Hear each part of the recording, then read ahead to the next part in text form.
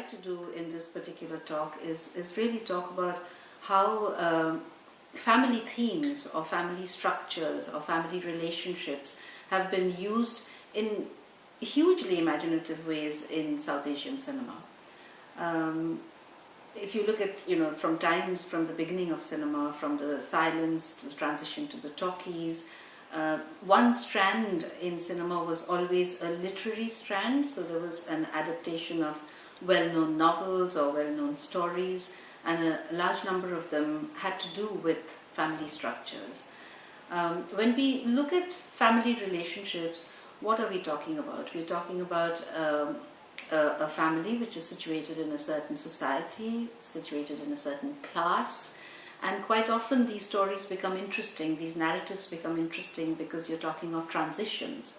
So there is a more traditional family structure changing due to economic or historical or sociological factors, and it is this transition point when you're moving from tradition to modernity, or you're moving from modernism to postmodernism, and you have characters who are caught in the flux of this change. It could be a father and son story, it could be a mother and daughter story, it could be a parents and many children and their conflicts. It is these transition points that give you the moments of conflict or the generation of conflict. And so dramatically it's interesting. It's not only about two people who are at war, or maybe two young people who are at love, and the feudal families are at war, which is the classic Romeo Juliet model which has been rehashed endlessly in Indian cinema. But it is about knowing more about the social fabric within which these people live.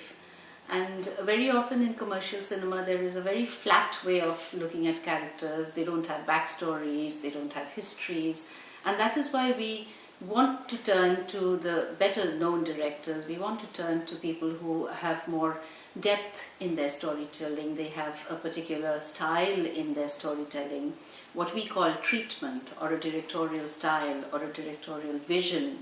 These are the sort of ideas that I'd like to talk about when we do this session in March, on the 16th of March. And I thought this would be a very interesting way to enter into this territory of looking at cinema more in detail, more in terms of textual reading, and perhaps being able to probe and find newer meanings or subtexts or intertextuality, which for many readers or for many viewers would be for the first time perhaps.